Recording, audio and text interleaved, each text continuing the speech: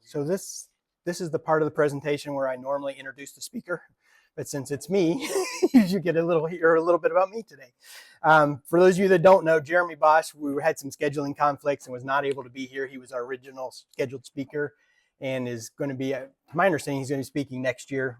Not sure. I haven't got a firm commitment out of it. Okay, so I'm gonna let just a little bit about me. I got my first aquarium when I was 8 years old for Christmas, which I'm sad to say puts me at the half-century mark at this point. So been doing aquariums for a very long time. Owned 2 pet shops in South Bend, Indiana back in the 80s and 90s. Kind of carried birds, reptiles, but mostly aquarium was our specialty back there. But I'm fairly new at the breeding side of it.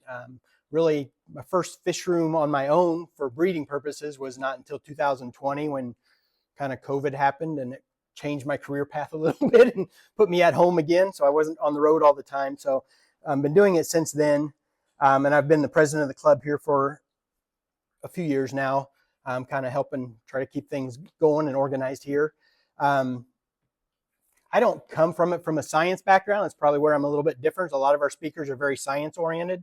My 2 least favorite classes in college were chemistry and biology. So you're not going to get a lot of water chemistry and a lot of scientific names from me.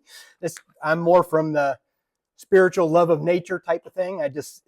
Fish have always fascinated me, all the varieties and colors and interactions and activities, and being able to bring part of that kind of, in my view, God's creation and nature into my house is just something that still fascinates me to this day. And that's why I keep fish, and breeding them is just kind of that next step.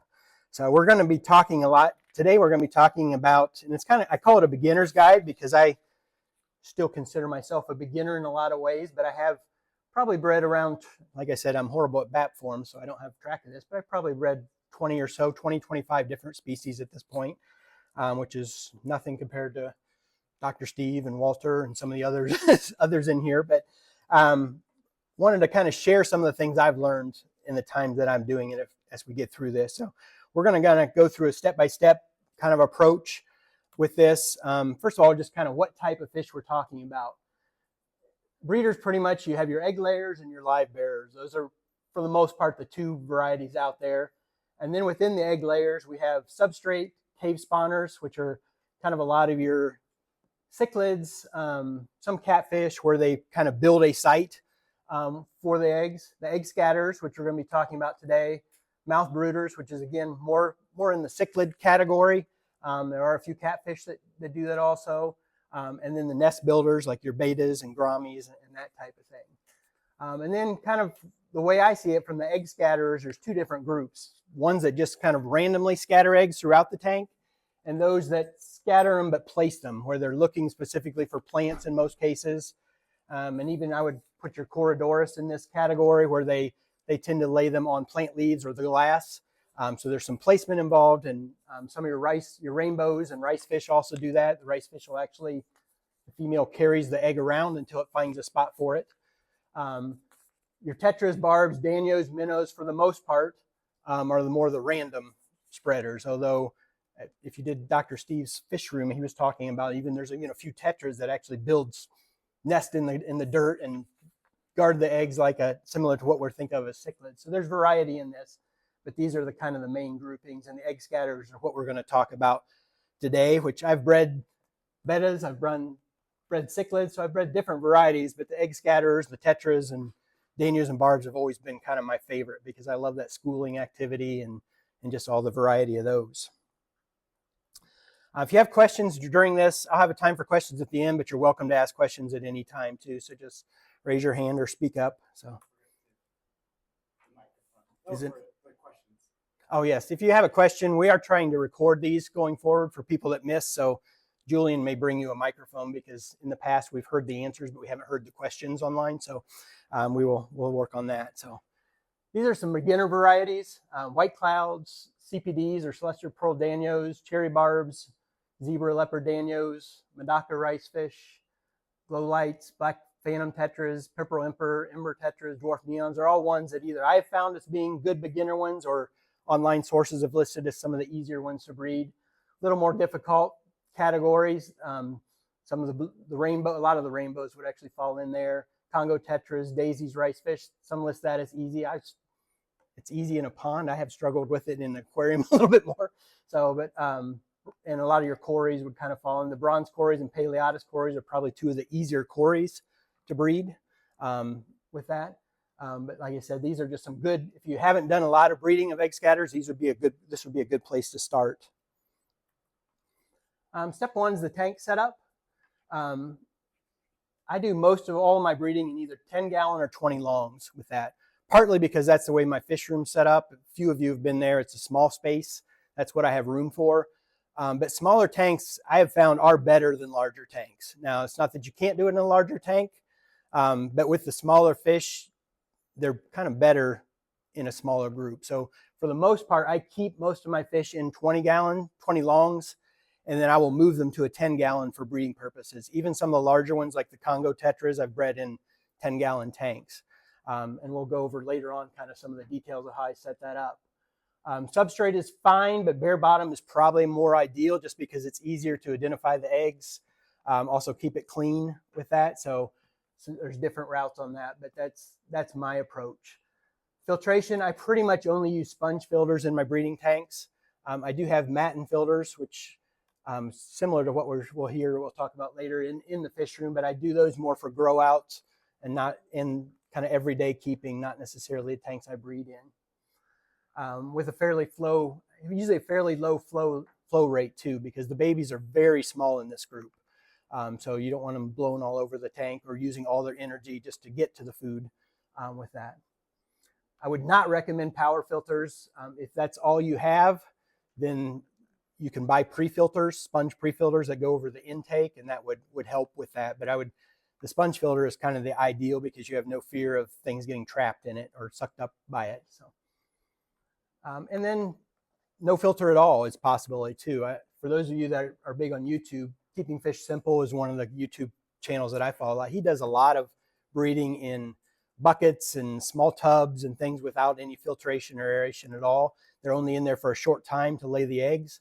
I've tried that a little bit and had not had the best success with it. I prefer my method.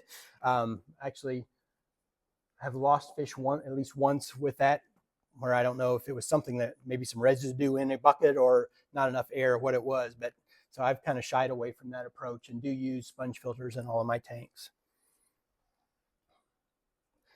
Having the fish breed in a separate tank from where you keep your school of fish allows you to pull the best for breeding and control the genetics a little bit better too. So that's an advantage of pulling fish to a separate tank for breeding. For example, on my Congo tetras that I've bred multiple times, they're actually in a larger tank. I have them in a 90-gallon show tank, and I have a pretty good sized school of the adults.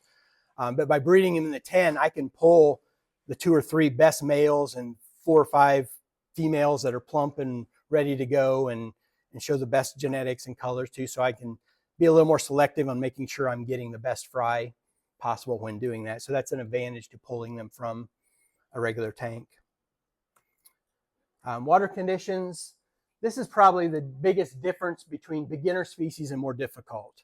I pretty much use tap water. I do soften it a little bit. I don't have an RO system, but I do buy RO water that I add to it. I also use it. I use Indian almond leaves a lot. I put those in there.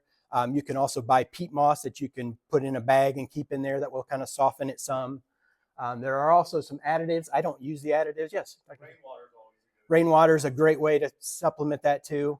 The additives, there's one called black water extract and several different out there that are kind of ideal of creating the ideal conditions for them. I don't use those. I think they're probably great products. I just haven't usually used them. Oak leaves is another good one that you can collect locally that's doesn't break down super quick. That's the advantage of a lot of the same properties as the Indian almond leaves. The Indian almond leaves break down very slowly, so they're good from that standpoint. But oak leaves are a free source if you have the right trees in your backyard. So.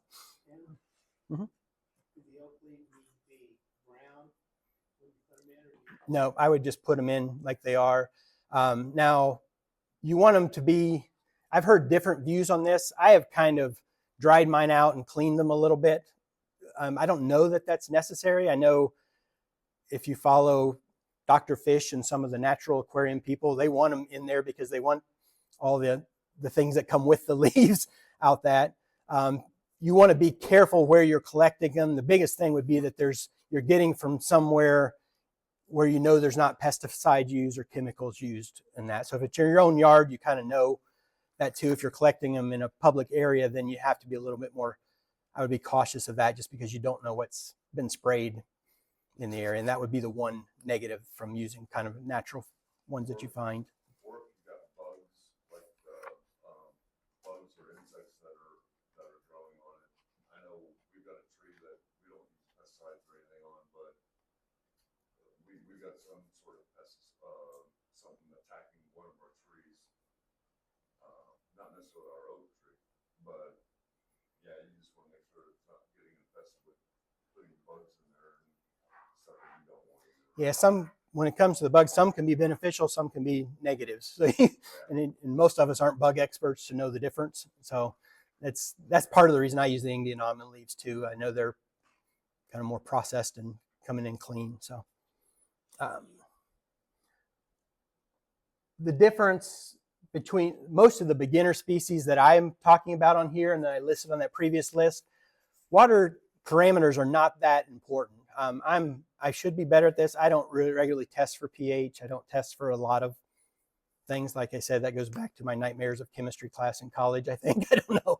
But when you're getting into some of the more exotic species, that's where they're going to require stricter parameters. And that's where that would probably be more important, especially pH. A lot of your fish will a lot of your tetras and cories and a lot of those come from lower pH areas. We have very high pH here.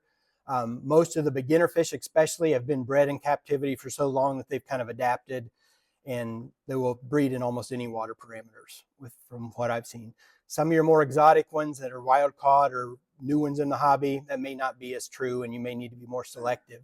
So I would say if you're not getting the results, that's when you would probably want to start playing with some of those water parameters a little bit more. But for the most part, from what I've seen, everything I've bred, I've been able to breed in straight tap water or like doing the things that I mentioned just to kind of soften it a little bit and add some things to it. So, yep. Do you aerate your water before? I mean, do you let it sit? Because I know sometimes that pH will drop significantly after like 24 hours. Yes and no. I have select tanks that I use for breeding. I have a section of 10s where I pretty much pull breeding. I have those running all the time. So they're established tanks, even if there's not anything in them necessarily. Now, before I move something into them, I'm going to probably do a 75% water change, make sure they're cleaned up good, but the sponge filter and everything is still intact. So that could be a factor if you're setting up a tank brand new. I think there's a lot of value in breeding in established tanks versus one that's just set up for that purpose. I don't think it would necessarily stop fish from breeding, but I think it's better to have an established tank if you can for that reason. But that will affect pH some. I just have not tested to see where that has been on that.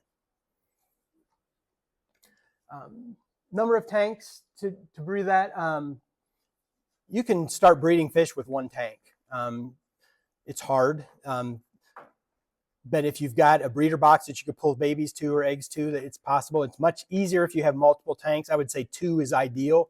That way you've got a fish that move the breeders to, and then the eggs, once the eggs are laid, you move the adults back out and they are kind of hatch and raised in that tank. Obviously, if you've got a fish room, you can do more scale, but you don't need a lot to get started. Really, I would say if you've got a tank with fish and you pick up an extra 10 to breed in, that would be enough to really get you started and be able to effectively breed fish on that. The more tank, and a lot of people in this room have multiple tanks. We're all looking for the cure for multi-tank syndrome. So and that's easier if you do that because you can also separate out size of fry and do some different things, but it's not necessary for that. We're going to cover kind of some specific setups a little bit later, but that's kind of the basics of what you need to get started on this. Step 2 is kind of choosing the fish. This one is something that is really big in live bears, like your bettas and guppies. You want the best genetics to really improve the strains. But all fish, this is important. You want to breed healthy fish. You want to really be selective that you're not picking fish that have possibly genetic defects, spines that aren't straight, mouths that are deformed, or some common ones out there, because you get out of it what you put into it in a lot of ways. So you want to make sure you're putting the best fish in. I would even say along that line, that's a great reason for buying fish from places like Dan's Fish versus PetSmart. And again, it's not to say you can't get good fish from PetSmart, but they don't really care. They're just getting them from the cheapest source versus one that's really going out of the way to find the best sources for them. And I think that's a plus of having the best quality fish. Some other things with that, body shape is something to look at. Fins, especially if you're, a lot of your tetras and stuff, they all kind of look the same. You don't see a lot of variances, but if you get into like the long fins, white clouds in particular, there's a lot of fin variances and color variances in white clouds. I've been trying to breed my white clouds to bring out the yellow in the fin. Some of them have a small amount of yellow, some of them have quite a bit of yellow. You can, by selectively choosing the adults you breed, you can kind of enhance those qualities that you want. If you want a good tutorial specifically on that, Greg Sage has done some on Odessa barbs, is one he's well known for, but he has really selectively bred them to be the nicest Odessa barbs you will see. They have the bright red colors and things like that, and goes into a lot of detail on that. But it is important to pick the best ones. Long fins, you get a lot of variance. Long fins can be a challenge because a lot of them don't develop the long fins until they're more mature. So kind of get the best finnage, best shape of finnage are all things that you want to look at when you're choosing your fish. Sexing the fish can be easy or difficult with a lot of these fish. Some of them, Congo tetras, it's very clear the males from the females. Zebra danios, not so much. You're really looking, the females will generally have more of a rounded body. The males are a little bit more slender, and usually a little bit longer fins or brighter colorings, but sometimes it's very minor differences. Other times it's pretty clear. Every species varies a little bit on this. I have a purple emperor tetras, which if you're familiar with those, they were one of the ones that was shown on the color there. When they're in full breeding mode, the male gets a bright purple coloring, and it's obvious that that's the breeding male with that. When they're younger and they're not in breeding mode, the only difference I've been able to find is a slight red on one of the back fins that the female has that the male doesn't. But other than that, they look very similar. So it's very hard to choose from them with that. So others, no matter what adult size, it's really hard to tell. A lot of your danios are very difficult to sex in particular. Male-female ratio, there's a lot of different opinions on this. Another kind of YouTube recommendation, and I have a list of these at the end if you want to take a picture and check some of that, but Mark's Aquatics is one that I've followed a lot too, that really gives good step-by-step tutorials on breeding specific species. He breeds a lot of his in pairs. I tend to do groups more with that. Usually more females than males, but you'll get debate even on that. Probably the norm in mine is probably 6 to 8 fish with 2 or 3 males and the rest being females would be kind of the norm for what I pull for breeding purposes. Even when I do things in outdoor tubs, I don't breed in pubs. That's something else altogether. I will pull that same ratio to start the season out there because that seems to be worked well for me, but that's not to say others won't work. And like I said, there's a lot of different opinions out that. Step 3 then is kind of conditioning the fish. And this varies a lot too. If your fish are healthy and doing well in your tank and you're feeding well, you may not need a lot of conditioning. But I found it to be very helpful to really up the number of feedings, increase live feedings and frozen foods prior to breeding them, especially the females. In fact, what I will generally do when I'm pulling fish to breed is I will pull the females first to the breeding tank, and I will feed them multiple times a day. I'll do more live food than I normally do. I normally mix it in with that and feed a variety, but I will go heavier on lives and frozen foods. You will see them kind of build up eggs and get bulkier before you add the males. And it only takes like 3 to 5 days of that will really make a big difference on how successful you are on breeding those. So that does really help. Like I said, I still feed flakes and pellets, but I will just, the ratio of lives and frozen, I increase when I'm really wanting to breed them up for that. Some of it depends on the species too. Like my Congo tetras, you want to kind of prep them to breed. Others like the CPDs, rainbows are a lot this way. They pretty much breed every day. They're constantly breeding with that. So it's not as much a matter of conditioning them. It's still definitely not going to hurt, but they're breeding constantly. It's not that their breeding is something that happens at a set time. They pretty much, if you really sit and watch your CPDs and some of them, they never really stop breeding. They pretty much, they eat and breed, and that's about it on some of those. So that makes a difference on that. I probably won't put as much into conditioning on some of those that like that as I will certain other species. When I've been unsuccessful, in most cases, it's because I didn't follow this step very well. There's been a few fish where I've bought them and I immediately kind of moved them into a breeding tank, and I really didn't get anything with their adults because I didn't take the time to really condition the way I wanted to. So this does seem to be a factor that makes a big difference. All right, so the title of this talk was breeding egg scattering fish. When it comes to breeding, the fish actually do all the work. We don't really do a lot of the breeding. If you have tetras, barbs, danios, white clouds in a community tank, they are breeding. You just don't know it because the eggs are getting eaten right away, but they're constantly breeding in the tanks on that.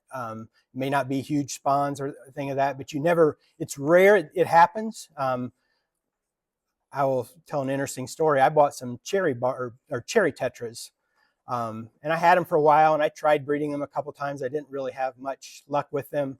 I kind of decided I wanted to move on with something like that, so I sold them at the swap, and I got an email from the person that bought them in the swap that had them in our community tank and found some babies.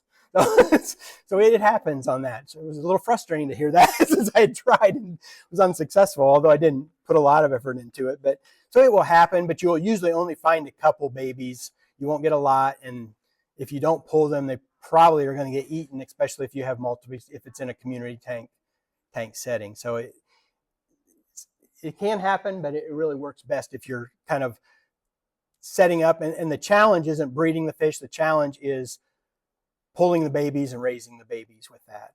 And that's part of the reason. One thing I mentioned earlier, some of the things, if you're not seeing them breeding, it could be because of some of those water parameters, and that would be something to look at. But more often than not, they are breeding, and you're just not catching the babies or getting the eggs before they get eaten. The parents in almost all of these will eat the eggs and babies just like other fish will. They do seem to do better if it's a species-only tank versus a community tank. You're more likely to get some babies, but they will predate on them. Hatching the eggs, and so step 5 is really hatching the eggs and separating the fry, and that's really where the challenge comes. And there's 2 different approaches to that. You can have them in a tank and pull the adults, or you can have them in a tank and pull the eggs to hatch separately. There's pros and cons to both. I pretty much always pull the adults. Part of that is my eyesight's not that great, so I have a really hard time seeing the eggs, which are very, very small at this point, but there are ways you could siphon them out.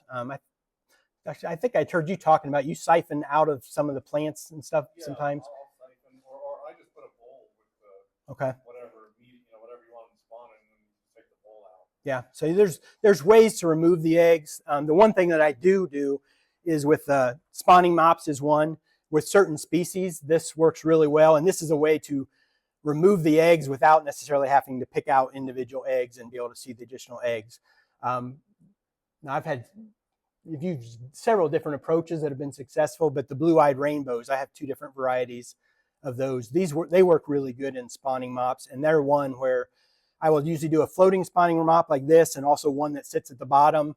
And then every few days, I will pull those to a separate tank and let the babies hatch out in there. So I just leave the whole spawning mop in the tank, and they hatch out. And once I'm confident that they've hatched and starting to grow, I'll pull the spawning mops out and kind of recycle on that. So that's one way you could definitely pull the eggs. There are some other ways that we can pull eggs that I'm going to go over here in a little bit more with that. So I put on here, you can treat eggs with methane blue to prevent fungus. This is a pretty common thing I've seen online. I don't do this. I'm not a big chemical person. I don't like chemicals myself. I don't like chemicals in the fish. Methane blue does a great job from everything I've read on preventing fungus, but it can also cause problems in adult fish and even in the young fry. It's really just for the eggs is the ideal time to use it. So I do not do this. Indian almond leaves, and I would assume oak leaves, a lot of your things with tannins have natural antifungal properties to them. So I do add those to the tanks with the eggs as kind of a help with that. Another thing that I've read about that I don't do a whole lot of, but shrimp. There's a lot of people that will put shrimp in tanks with eggs because they will help clean. They generally don't eat the eggs, and they will keep the eggs clean, which will prevent them from developing fungus. So if you're a shrimp raiser, then that would be a great thing to do with maybe your call cherry shrimp and use them with that tanks. And I can't say that it was successful, but I do occasionally use some shrimp in some of the tanks that I have eggs with that, and it doesn't hurt. I haven't seen any issues with them eating the eggs or preventing from breedings on that. So one of the reasons that everything is so difficult with these is the eggs and the babies themselves are so small in that. And the other is there's a big variance between, in our tanks we're set up for fish, we try to set it up as natural as possible so that it's mimicking what their natural environment, and we can do a fairly good job of that. But when it comes to the breeding process, we don't, because kind of tank versus nature, most of these fish the egg scatters come from, a lot of them come with streams with decent currents, where there's also a lot of plants, a lot of rocks. So when they lay the eggs aren't falling to the bottom of the tank like they do in ours, where they can eat them. They're being washed away and catching in plants along the edge or rocks, falling in crevices of rocks. So the current is taking them to protected places in a lot of ways. A lot of them do get eaten, but a lot of them hatch in that situation too. So that's hard for us to mimic, and that's probably one of the biggest challenges that we have to overcome in a tank. We can't recreate. We can recreate a small slice of a river, but we can't recreate a river where there's flowing water and all the things that are in rivers. There's also tons of natural food sources. If you go to the eggs generally end up going to the sides of the rivers where there's plants and there's infusoria of all different kinds and organisms all different kinds. There's algae. There's all those things that are great food sources for them, so that they have plenty of natural food sources. That's hard to recreate. We can recreate it to a degree, but not completely on that in our aquarium setting. So those are probably the two biggest difference between tanks versus nature that we have to try and overcome. So then I'm going to go over some different ways that I breed fish. Probably the simplest one is just a heavily planted tank. So in this case, this one I believe is a 20 long, not the cleanest tank in the world, but that's fine for the babies. Tons of Java moss in there.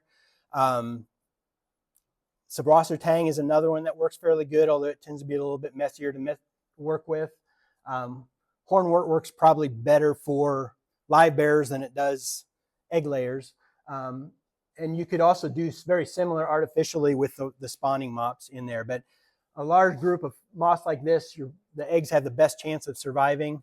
And you can just pull the adults and kind of let the tank go until you start seeing babies in there. I've had some great success doing this, and in some cases accidentally. I have learned that since fish are pretty much always breeding, so when I move fish, I will generally not put anything in the tank they were in for several days after, because you may have eggs hatch with that. You suddenly show up, not necessarily that you're even trying to breed them, but you suddenly pull the adults to a different tank, and next thing you know, a week later or so, you start seeing fry in there and a lot of different varieties. So that's a good way to do that. My purple emperor tetras, I do that a lot because they don't seem to predate on the babies and the eggs as much as some others. So I can get quite a few. Most recently, in fact, I think it was in this tank. Still a few fish in there you can see, but I pulled them out and I probably ended up with about 50 fry from the purple emperor tetras in the tank. It was an ugly tank because there was algae in it. There was a lot of overgrown plants. Part of the reason I wanted to pull them out was because I wanted to clean it up, but I wanted to leave it for a little while first, and it worked because there were a lot of babies in there. The second method I use, and this is probably my favorite method, is using a false bottom tank. And we can pass this. So this is something I created on my own. It's basically like a lighting crate, cross-stitch panels on the top, and then I just use like Brillo pads around the edge. It fits tightly, and this one is designed to fit very tightly in a 10-gallon tank, as I blind myself by sitting in front of that. And I will push it down clear pretty much to the bottom. This allows the eggs to fall through here. I will still put some plants on there because a lot of the plants kind of help initiate the breeding process with them. So I'll have a little bit of Java moss, but for the most part, the eggs will fall below this. And it's tight enough the fish can't get below it. Although danios in particular, they get almost everywhere. So I have had a danios get under there somehow. I have no idea how. But this is something that it's very tedious to build, but you can use it over and over with that. And it's a great way to kind of catch those eggs. This is how I've had the best success with Congo tetras in particular. I'll do them in a 10-gallon tank with this. When I pull the adults, I also pull this out. I will generally put an Indian almond leaves or something underneath it so that if the eggs start to hatch, before I pull it out, there's some food sources in there for them, and it also helps kind of soften the water with that too. But then once I pull the fish, I will pull this and just leave the tank for the eggs to hatch on this. And you can just kind of pass that around.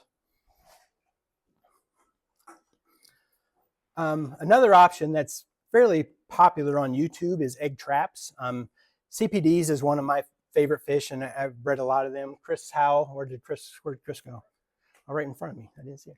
Chris has done a lot with CPDs too, and he uses a method that I've seen on YouTube several times where he basically creates a trap in the tank where they lay the eggs that pulls the eggs out to a breeder box on the outside of the tank. My fish room happens to have carpet in it, which I would not recommend. The carpet was there before the fish room.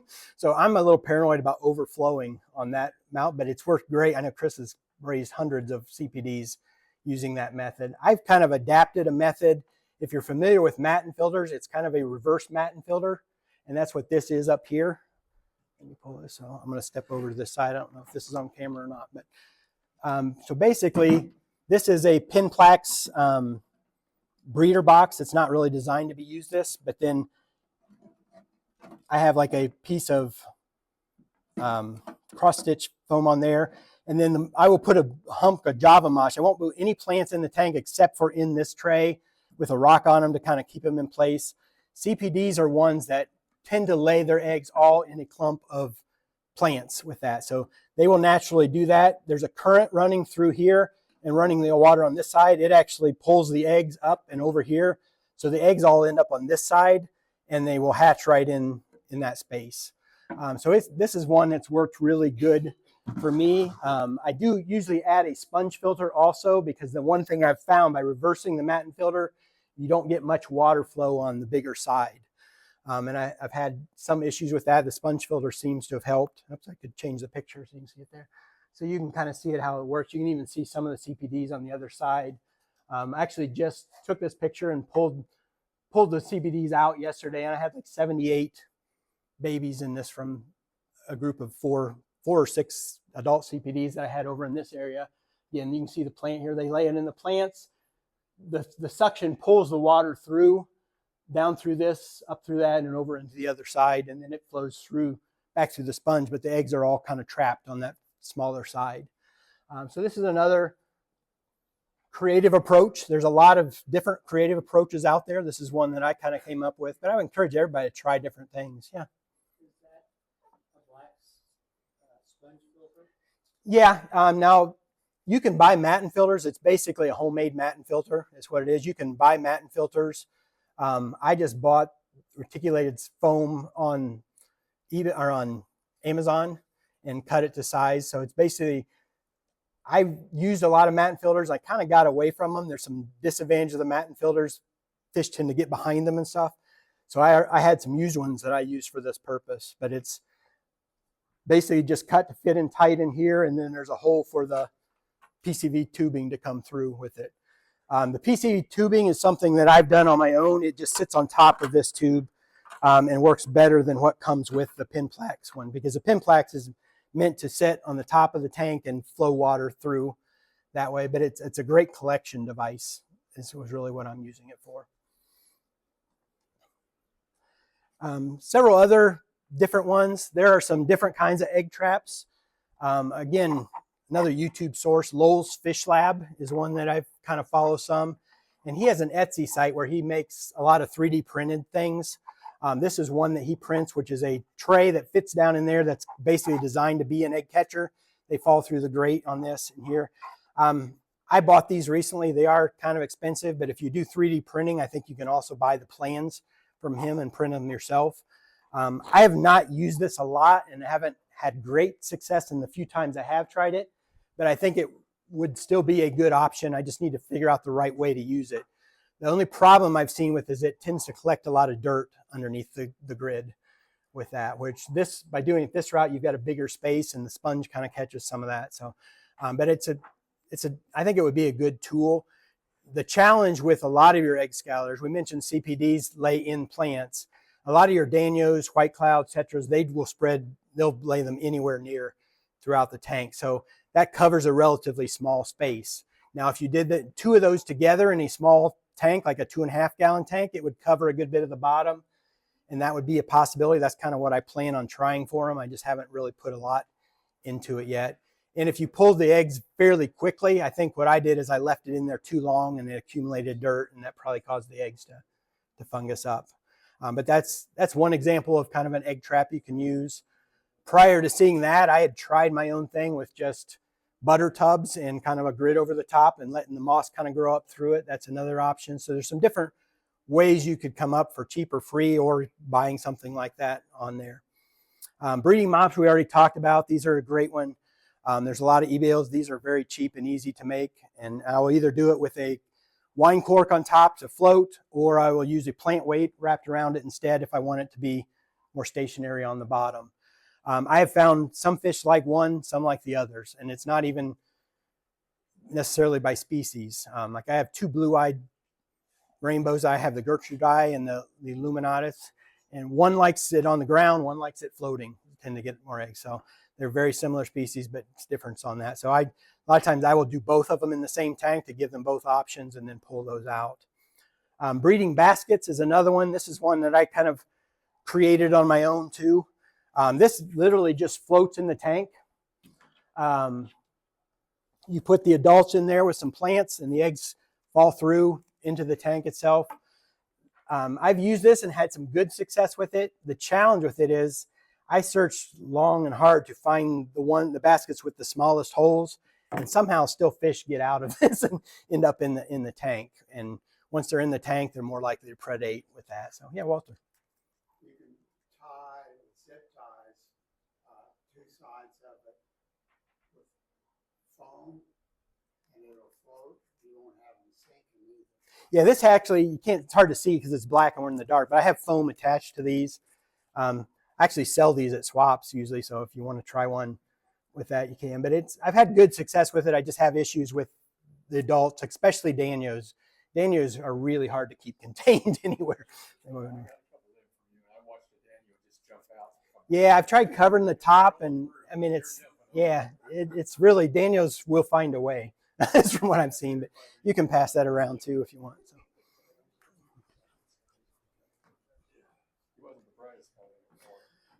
The other thing I have on the list here is mesh nets, and I don't have a good example of this one. Rachel O'Leary is another YouTuber that I've followed that has used an example of this, where she will, I don't know if it's like a fish net or what kind of net she uses, but it's small enough that the fish can't get through it, and she will basically it'll be over the top of the tank but draped down in the center, and then she has the adults in there, and she literally just pulls the adults out in the net back to their home tank and to capture the eggs with that. She has a video, I think, on white clouds where she used that method. I've not tried that myself, but it's really a similar approach and would be very effective on that. So, so there's a lot of different options you can kind of use to try and collect the eggs. Like I said, the biggest challenge is one, collecting the eggs without them getting eaten. And these are some options of that. The second one is what we're going to go into next, is really kind of raising the fry. So step 6, raising the fry. Like I said, I breed a lot of mine in 10-gallon tanks, and I will a lot of times leave them in that 10-gallon tank. A smaller tank is better in a lot of ways because they can get to the food without expending so much energy. So my fish room has tanks varying from 2.5 gallon to 40 breeders is basically the range I have in my fish room. The 2.5 gallon tanks I use, and this is an example of it here. I have this set up where it's kind of right by my nest. I will use these mainly for pulling, if I want to pull fry, and we'll raise them in there. Especially the really small fry, because it's such a small space. I still have pretty decent sized sponge filters in there, so and the fry don't have a huge biological load. So you can put, in fact, the CPDs that I just pulled, I think there was like 76, 77 of them. I picked the 20 or 25 to 30 biggest ones, and I moved them to a 10-gallon tank. The smallest ones, I have like 50 of them in one of these 2.5 gallon tanks. And they will do fine in there, but it's easier to get them the food and without using all their energy, and also easier for you to kind of see them and see how they're doing and growing and that too. So I raise a lot of the fry in small tanks if I don't leave them in the 10-gallon where I'm breeding them. I also have some 5.5s. I don't have a lot of those, but I can use that for that reason also.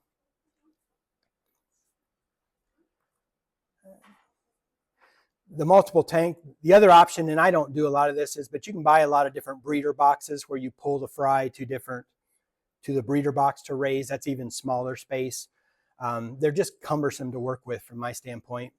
But if you don't have space, if you don't have a fish room, that would probably be a good option with that. I have tanks available that I can use, so there's really not much reason to do that. I don't know, a few of you, Dr. Steve, I think, had to leave early, but if you did the visit in his fish room, he had floating in the tank several things with fries in them that he kept them in, so that they had the advantage of the tank water. It had like a mesh grid on the bottom that was too big for the babies to go through, and he raised a lot of them that way, so that's another option. The disadvantage of the smaller tank is water quality can change quicker. But I have not really had a lot of problems. Once they start getting size on them, if I have them in a 2.5, I will move them to a 10 or bigger tank with that, depending on what I have available. Feeding is the other kind of key thing with that. Again, we talked about in nature, they have constant food. Constant food, if you have a job, is not real practical with that. Now, having a lot of plants in the tank, having Indian almond leaves in the tank, those help because those tend to build up bacteria. Driftwood actually does too. Cactus wood is another good one. It's like a real porous wood, but it's great for shrimp, but it's also great for baby fish because it's the way the surface of it is, it builds like a slime coating that's a natural food source for a lot of baby fish. So the more you can have those natural sources of food in there, the better, but you still want to feed as often as possible. I try to feed at least 3 times a day. Now I'm working for Uber, so my schedule is whatever I want my schedule to be, so I can come home different times of the day, and that's not practical. It's not to say if you can't do that, but I mean, even feed them in the morning, feed them when you get home from work, at night before you go to bed. That would be good. If you can feed more, the more often you feed them, the better in small amounts for the growth of the fry with that. Again, the other thing is splitting them up, like I mentioned earlier, helps too, because especially like when I use this method, I will leave the adults in there for quite a long period of time, probably maybe 2 or 3 weeks, maybe even longer in some cases. So what happens is the fry they're constantly breeding, the fry are constantly hatching. You end up with a broad variety of sizes of fry. What happens then is, one, the larger fry will start predating on the small fry, but also the larger fry are more aggressive for the food, so the smaller ones don't get food. So if you have multiple tanks and you can split up by size, that's even better. And then, because from what I've noticed, even though they're in the same conditions, some just grow faster than others in the tank. So that really helps with that. As far as what I feed, most of these babies are frozen or newly hatched brine shrimp are one of the best foods out there. You'll see that on any source you look at.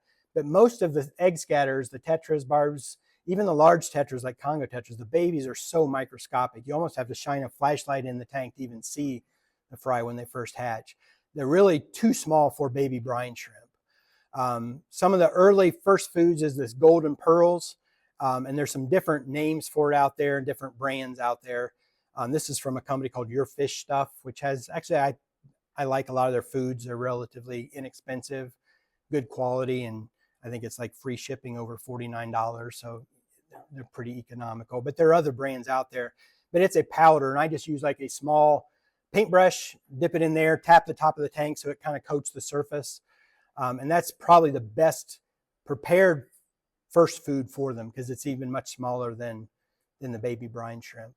Some live foods, vinegar eels are a very small one. Infusora or paramecium, which paramecium is kind of a specific type of infusora. Infusora just refers to all those microscopic organisms that are naturally in water. But you can raise them specifically too. There's also, I saw a video where I believe it was Fish Keeping Simple, where he actually keeps a bucket of Java moss that just sits in his fish room, and he will actually squeeze that water out into tanks with babies because the infusora is built up in there. That's a way of feeding food with that. So he's not actually culturing it per se, but there's just always some naturally in those with the plants and things like that. It's a good source. So I think that's one too. Some other prepared foods, Hikari First Bites and Sarah Micron, which is the yellow bottle. Those are great first foods, very small powders that work really good. The First Bites seems to be slightly bigger, but still fairly small. And then there's a new food that I just tried, that Magic Small Fish Food. It's bigger than the others, so I don't think I would use it as a first food, but for the fry, once they get a little bit bigger, it seems to be a very, very good one. And a lot of my small fish love it too. It's one that's really good through Aquarium Co-op. Walter worms, there's white worms and Walter worms are, my understanding, similar to white worms, just a little bit smaller. That's one you would have to culture on your own. I have done that in the past. I tend to not take care of it as well as I should, so it tends to crash on me, and I don't have any currently, but I do. That vinegar eels is another one you would culture on your own. It's probably the easiest live food to culture. You kind of put it in a bottle and forget about it, but it's a little bit harder to feed, but it's not too bad. Some other things out there, just ground flakes and pellets. I talked about the natural food sources already, and that's the advantage of having a established tank. Fish are more durable than we think they are. I just recently got back from vacation. I try to feed it 3 times a day at least when I have babies. My adult fish maybe once or twice a day. The babies 3 or 4 times if I can. I was on vacation for 10 days. I do have someone that feeds my fish, but they only do it every 3 days or so. I had babies when I got back. Everything survived. I didn't find anything. They do much better. But I contribute part of that to the fact that I have a lot of live plants in all my tanks. I have Java moss everywhere. I have the Indian almond leaves, like I mentioned. So there's a lot of natural food sources. So if you're going to be gone a day or two, it's probably not going to be a problem. But the more you feed overall, the better. And it will affect kind of the growth rate a little bit on that. The other thing is water changes. Water changes are a challenge because the babies are so small that you don't want to suck them up with that. One thing you can do is use like a very small siphon with a pre-filter over the end with that to it. I don't do as many water changes as I probably should on the young because I'm a little bit paranoid about sucking them up with that. A good way to kind of do a very small, especially on like a 2.5 gallon tank on those, I use a turkey baster and I can pick up dirt and stuff off the bottom without where I can really watch it and see that I'm not getting fish with it. So that's a good way to do very small water changes with that. The more water changes you do does affect the growth rate. And that's probably an area that I struggle. I don't think I grow my fish out as quickly as I probably could if I did more water changes on that. Yeah, Walter. Airstone works fine. You don't worry about your debris that's in there when you're just doing the water changes. Yeah. And then when you're ready to move fish to a bigger tank, then you break down the tank. Yeah. And the downside of water changes too is some fish are very sensitive to water changes when they're fry. Congo tetras in particular is one that I have, through trial and error, I've lost a couple bunches of Congo tetra fry right after water changes. And that's the only thing I can contribute it to is just there was some change in the water quality with that was too much for them. Luckily, either water change or moving them to a new tank, which also obviously changes the water that they're in with that, seems to be very hard on some. Now other fish, white clouds, they seem like they can survive anything. I mean, I've never had any issues with a lot of them, but the Congo Techers in particular, it's happened to me a couple times now, enough to know that it's got to be because of the change of the water in that. So. All right, well, that is all I have on the presentation. Hopefully it gives you some ideas. I know we got all different levels of fish keepers in the room here, but hopefully you got some good ideas about it. Is there any other questions or anything that I can answer? Yeah. Hold on. We're good. Oh, yeah, I forgot about that.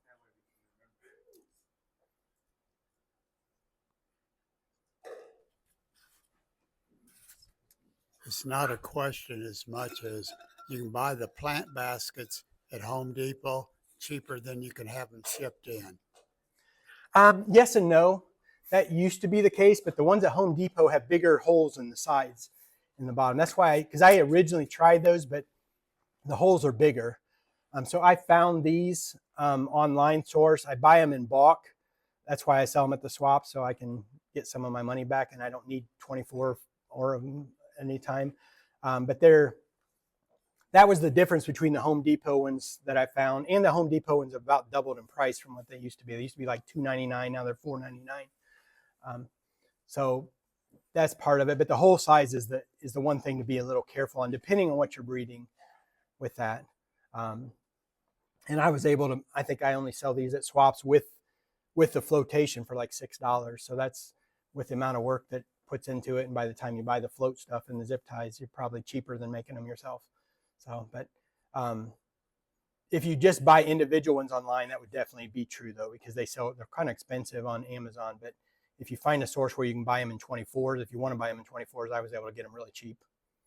So, but do watch the whole sizes, because that was the challenge I found with, and that's why I picked the one that I did. The first ones I bought were, I had fish getting through the holes in them. So, any other questions or thoughts? Yeah. When you're moving, graduating, I feel like a talk show host. When you're graduating the fry up to a larger tank, are you just netting them out? I know when I'm doing that with the babies, from like the 1 gallon to 10 gallon or whatever, I just set the old tank right in the new one, bring the water level up to the edge, and just kind of let it seep in there for a little bit. And then after then dump it out while it's in there. Because other than that, how are you netting them up with just not squishing them all to bits and turn them into fish paste? Yeah, and I try not to move them if they're too, I let them get some size on them before I move them. And I don't have a picture of it, but there's like a little white shrimp net. That's what I use. And I will usually, a lot of times I will scoop them up in a larger net into a specimen container, which is right there by the tank, so they're not out of the water. And then I can kind of pick and choose the sizes with that little shrimp net from that standpoint. But yeah, you do need to be careful when they're really small, because you can injure them so easily with that. So, but that shrimp net, it's not a brine shrimp net. It's made for like neocardina shrimp and stuff. It's like a telescoping one, but it's a pretty fine mesh so that the babies can't get through it. That one seems to be gentler than most. So you can do it with cups too, especially if it's varieties that tend to stay at the top of the water more. You can really just kind of scoop them out that way without using a net at all. So, any other thoughts, questions? All right, well, sorry you didn't get Jeremy Bosch. I haven't written any books or anything, but hopefully you got something out of this. Thank you all for your participation.